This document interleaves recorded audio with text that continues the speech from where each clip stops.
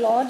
आज का वचन है, सो कल्पनाओं को और हर एक ऊंची बात को जो परमेश्वर की पहचान के विरोध में उठती है खंडन करते हैं और हर एक भावना को कैद करके मसीह का आज्ञाकारी बना देते हैं। ये है 2 कुरिन्थियों का 10 अध्याय का 4 और 5। 2 कुरिन्थियों 10 अध्याय का 4 और 5। 4 पद में लिखा है, क्योंकि हमारी लड़ाई के हथियार शारीरिक नहीं पर गढ़ों को ढा देने के लिए परमेश्वर के द्वारा सामर्थी है। हमारी लड़ाई के हथियार शारीरिक नहीं हैं, यानी हमें शरीर के द्वारा किसी से लड़ने की ज़रूरत नहीं है, लेकिन हमारी लड़ाई जो है वो आत्मिक है, गढ़ों को ढा देने के लिए है। और ये गढ़ क्या हैं? ये गढ़ क्या हैं? ये गढ़ हैं जो हमने काफ़ी गढ़ हम खुद के लिए हमने गढ़ बनाए हैं, और उसके बाद हम कहते हैं कि ऐसा नहीं हो रहा और वैसा नहीं हो रहा है। अब हमें इन गढ़ों को हमें खुद ही ढाना होगा। कैसे ढाना होगा? किसी और इंसान से लड़ाई करके नहीं। इन गढ़ों को ढाने के लिए हमें आत्मिक रूप से तैयार होना होगा। लिखा हुआ है ना, ये शारीरिक लड़ाई नहीं है। हमारी लड़ाई के हथियार शारीरिक नहीं पर गढ़ों को ढा देने के लिए परमेश्वर के द्वारा सामर्थी है। हम अपने आप से योग्य नहीं कि इन गढ़ों को ढा सकें, लेकिन जब परमेश्वर की सामर्थ हम लेते हैं, अपने आप को स्ट्रॉन्ग बनाते जाते हैं परमेश्वर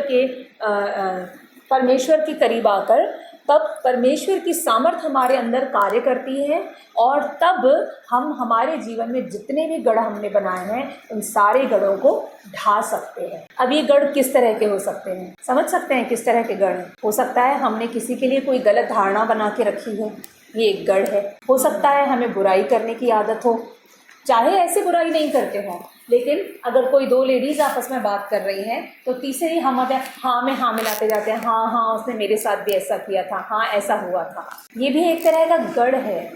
हम इन छोटी छोटी बातों को नहीं समझते, लेकिन ये गढ़ हम अपने जीवन के लिए बनाते जाते हैं। और कौन से गढ़ हो सकते हैं?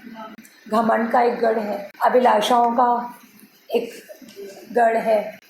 अगर हम रिश्तों में तनातनी रखते हैं या आवाज़ तेज़ी करके बात करते हैं तो ये एक तरह का गढ़ है। हम किसी के लिए कोई बुरे विचार रखते हैं तो ये गढ़ है। अगर किसी ने कोई काम नहीं किया या कुछ हमारे लिए ऐसा किया जो हमें पसंद नहीं है, हम क्या अपने एक धारणा बना लेते हैं कि हाँ उसने ऐसा किया था, इस वजह से किया होगा, ये बात हुई होगी तो इसने मेरे लिए ऐसा किया। हम इस तरीके से कोई अपना कुछ प्लान बना लेते हैं कि ऐसा ऐसा हो गया था, हुआ होगा, इसीलिए ऐसा इसने मेरे साथ बुरा, कल्पनाएं हम कल्पना कर लेते हैं। तो ये भी एक तरह का गढ़ है। आगे लिखा है, सो हम कल्पनाओं को और हर एक ऊंची बात को, कल्पनाओं को किस तरह की कल्पनाएं? हम जो किसी के विरोध में कोई कल्पनाएं रचते हैं, और कोई कल्पनाएं ऐसे जो हम अपनी ही उम्मीदें लगा लेते हैं। यानी परमेश्वर से हम नहीं पूछते, वचन के अकॉर्डिंग नहीं चलते, हम ये नहीं समझते क्या ये बात परमेश्वर को पसंद है या नहीं, हम अपनी ही सोच में आगे बढ़ते जाते हैं। ये है कल्पनाएं। हमने किसी के लिए बुरा सोचा, हो सकता है उसको कोई प्रॉब्लम हो, इस वजह से वो मेरे पास नहीं आई हो, और हमने क्या कल्पना की, वो मुझे पसंद नहीं करती इसलिए वो मेरे पास नहीं आई, या फिर कुछ और। तो जो कल्पनाएं परमेश्वर की तरफ से नहीं है, हम खुद बनाते हैं, उन कल्पनाओं को हमें तोड़ना है। आगे क्या लिखा है? कल्पनाओं को और हर एक ऊंची बात को। अब ऊंची बात क्या है? जो परमेश्वर को पसंद नहीं है या जो परमेश्वर के पहले हमारे जीवन में आती है, वो ऊंची बात है। अगर हमने परमेश्वर का स्थान हमारे जीवन में पहला नहीं रखा है, इसका मतलब हमारे जीवन में कुछ ऊंची बातें हैं जो परमेश्वर से ज़्यादा हमारे लिए इम्पोर्टेंट है। तो वो हर एक ऊंची बात जो परमेश्वर की पहचान के विरोध में उठती है, हमने पहला स्थान परमेश्वर को नहीं दिया, मतलब ऊंची बात की कोई, यानी परमेश्वर से भी ऊंचा किसी को समझा, परमेश्वर की पहचान के विरोध में, यानी परमेश्वर की पहचान से ऊपर भी कुछ है क्या? कुछ नहीं है। लेकिन फिर भी अनजाने में कहो, सामाजिक तौर पे कहो, इमोशनल लेवल पे कहो, हम किसी न किसी बात को, किसी न किसी काम को, किसी न किसी रिश्ते को परमेश्वर के पहले रखते हैं और परमेश्वर को स्थान बाद में दे देते हैं। हो सकता है वो रीज़न जो भी रहा हो, लेकिन हम ऐसा कर देते हैं कई बार,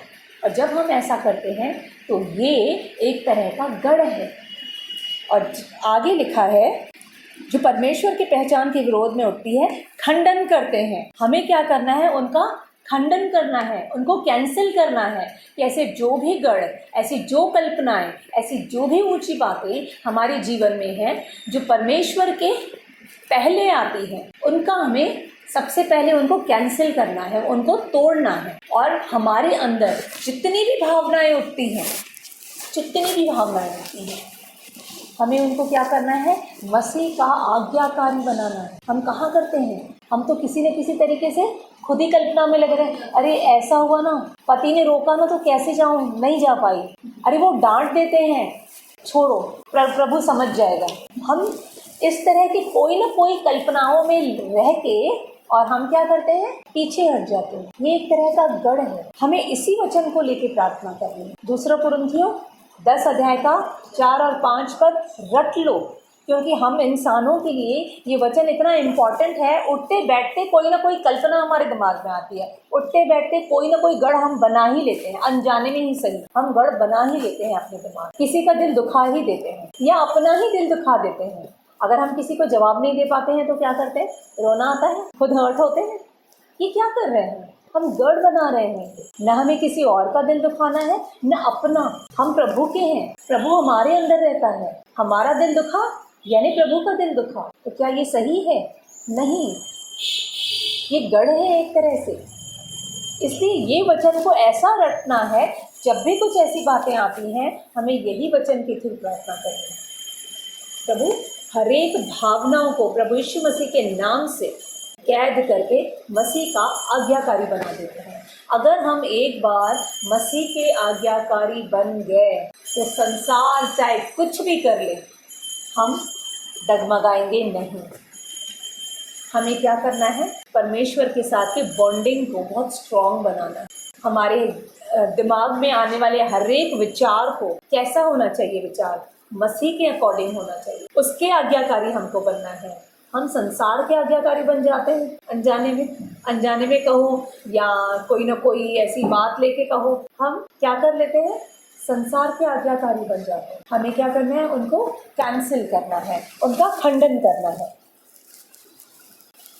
क्योंकि जब कोई भी चीज़ की अति कल्पनाएं होती हैं, चाहे कोई रिश्ता बहुत इम्पोर्टेंट हो, चाहे कोई पैसा किसी के लिए इम्पोर्टेंट हो, या किसी के लिए स्वास्थ्य बहुत इम्पोर्टेंट हो, इन सारी चीज़ों से ऊपर है परमेश्वर। सही है।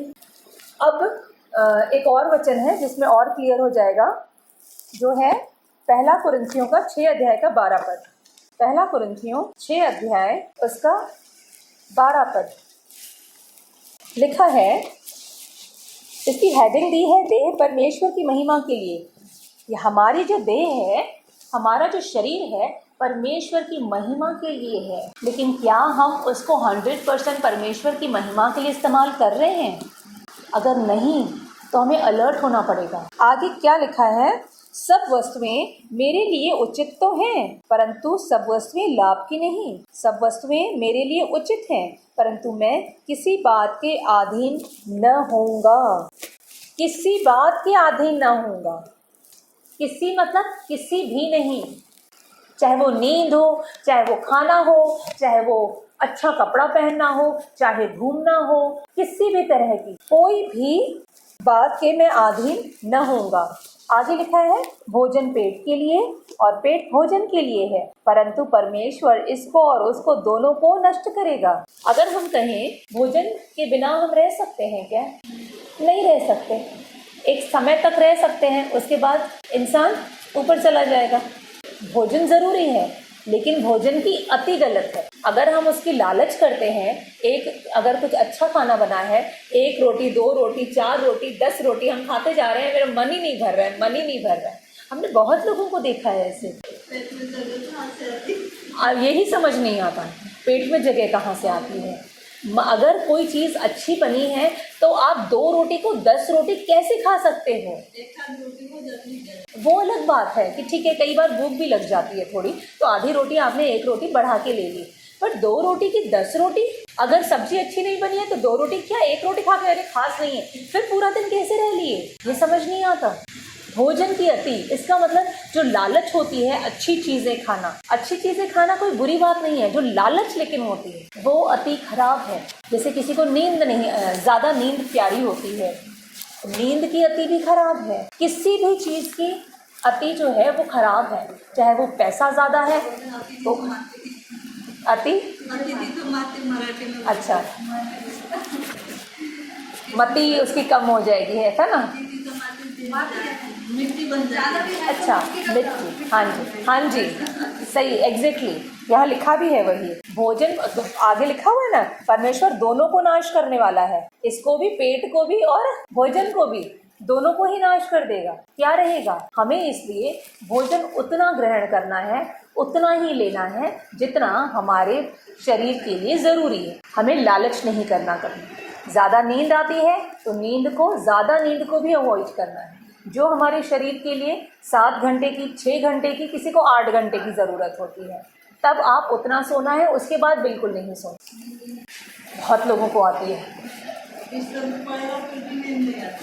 इस तरीके से जो भी है, किसी को घूमना बहुत पसंद है तो सिर्फ ऐसा लगता है कि घूमते ही रहो, रात भर आजकल के बच्चे घूमते हैं, उनका मन ही नहीं भरता घूमने से। लेकिन ज़्यादा घूमना भी अति, वही चीज़ खराब है। किसी भी चीज़ की अति, ज़्यादा चाय वो हेल्थ के लिए खराब है। आप कहेंगे किसी रिश्ते के पीछे आप किसी से बहुत गहरा प्यार करते हैं, सिर्फ इतना ज़्यादा आप पैम्पर कर रहे हैं, आप उसको बच्चे से ज़्यादा प्यार, खराब है। हद से ज़्यादा कोई भी चीज़ होती है वो खराब ही है, उसको कोई यूज़ नहीं है, उसका नुकसान ही है। तो परमेश्वर यही बार बार बोल रहे हैं कि हमें कोई भी चीज़ की अति है, किसी भी तरह के गढ़ बने हुए हैं, किसी भी चीज़ को, चाहे भोजन, खाने, पानी, किसी भी रिश्ते को हमने परमेश्वर से पहले रखा है, तो हमें उसको बदलना होगा, उन गढ़ों को हमें तोड़ना होगा, उन कल्पनाओं को हमें हटाना होगा हमारे जीवन से। किसी को बहुत बोलने का शौक़ होता है, बड़बड़ चालू ही रहती है। हमने सुना है जहाँ 4 लेडीज़ बैठती हैं उनकी बातें ही ख़त्म नहीं होती हैं।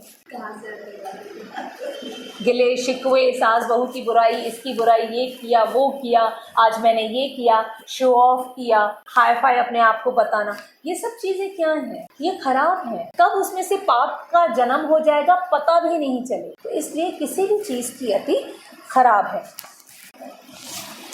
तो हम अपने जीवन में हमें ये चेक करना है कि हम कहीं इस तरह के गढ़ तो अपने जीवन में नहीं बनाए हुए हैं, और अगर हाँ तो हमें इस वचन के थ्रू इस गढ़ों को ढाना है। आगे क्या लिखा है, परंतु देह व्यभिचार के लिए नहीं परंतु प्रभु के लिए है, और प्रभु देह के लिए। हमारी देह किसके लिए है? परमेश्वर की महिमा के लिए है। लेकिन हम उसके लिए क्या यूज़ कर रहे हैं? अगर हम नहीं यूज़ कर रहे हैं तो हमें जागना होगा, समझना होगा। आगे क्या लिखा है, परमेश्वर ने अपनी सामर्थ से प्रभु को जिलाया, हमें भी जिलाएगा।